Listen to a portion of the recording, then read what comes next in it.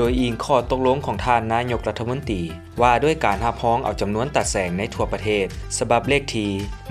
147/นย.ลงวันที่17 พฤศจิกายน 2025อิงตามคำแนะนำของคณะจัดตั้งศูนย์กลางพรรคเกี่ยวกับการสร้างตั้งตัดแสงฉบับเลขที่431/คจสพ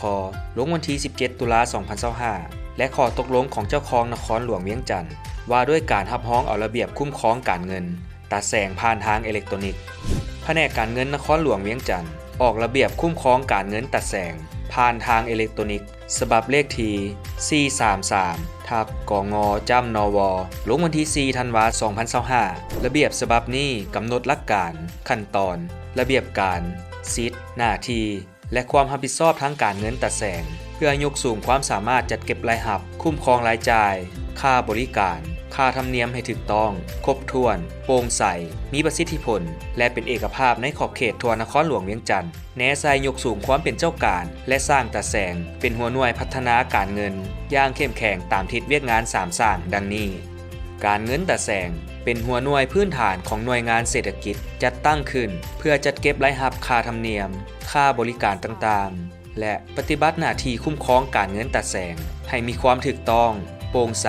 ยุติธรรมและมีประสิทธิผลแนใส่เฮ็ดให้การคุ้มครองติดตามการกวดการรายรับรายจ่ายของตาแสงให้รวมศูนย์เข้าบัญชีเงินฝากของตาแสงอยู่คลังเงินประจำเมืองและเป็นเอกภาพทั่วนครหลวงเวียงจันทน์เป็นทันสมัยระเบียบการคุ้มครองการเงินตาแสงผ่านทางอิเล็กทรอนิกส์การนำใช้ระบบคุ้มครองการเงินตาแสงทางอิเล็กทรอนิกส์แผนกการเงินนครหลวงเวียงจันทน์ค้นคว้าขึ้นทะเบียนและออกรหัสเข้านำใช้ระบบให้หน่วยงานเศรษฐกิจการเงินเพื่อสามารถเข้าสู่ระบบคุ้มครองการเงินผ่านทางอิเล็กทรอนิกส์ซึ่งแต่ละตาแสงจะมีรหัสผ่านโดยนำใช้เว็บไซต์ fdv.subdistrict.la การออกใบเก็บเงินของตาแสงผ่านทางอิเล็กทรอนิกส์พนักงานการเงินจะออกใบยั่งยืนการรับเงินให้บรรดาหัวหน่วยธุรกิจและภาคส่วนอื่นที่มาใช้บริการผ่านตาแสงเกี่ยวกับค่าธรรมเนียมและค่าบริการพร้อมพิมพ์ออกในระบบอิเล็กทรอนิกส์ภายหลังได้ออกใบรับเงินระบบจะบันทึกเข้าปึ้มติดตามรายรับปึ้มบัญชีประจำวันและเอกสารรายงานการเงินอัตโนมัติรายรับตาแสงรายรับค่าบริการใบยั่งยืนที่อยู่ 10,000 กีบต่อใบใบคำห้อง 10,000 กีบต่อใบใบเสนอ 10,000 กีบต่อใบใบแจ้งเสียหาย 10,000 กีบต่อใบใบยั่งยืนสายญาติ 10,000 กีบต่อใบ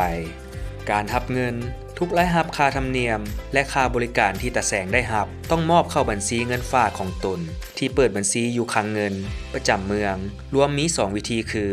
ผ่านระบบธนาคารพนักงานการเงินตาแสงจะออกใบรับเงินทางอิเล็กทรอนิกส์ให้ผู้มาใช้บริการชำระผ่านระบบธนาคาร QR Code ของตาแสงที่ธนาคารออกให้เพื่อบันทึกเข้าเป็นรายรับค่าบริการของตาแสงรับด้วยเงินสดพนักงานการเงินตาแสงจะออกใบรับเงินทางอิเล็กทรอนิกส์ให้ผู้มาใช้บริการชำระด้วยเงินสดเพื่อบันทึกเข้าเป็นรายรับค่าบริการของตาแสงและนำไปมอบเข้าบัญชีเงินฝากของตนที่เปิดอยู่คลังเงินตามเงื่อนไขตัวจริงแต่บ่ให้ก่าย10วันของเดือนถัดไปเด็ดขาดบ่ให้รักษาเงินที่เก็บได้ไว้นอกระบบและนำใช้โดยโกง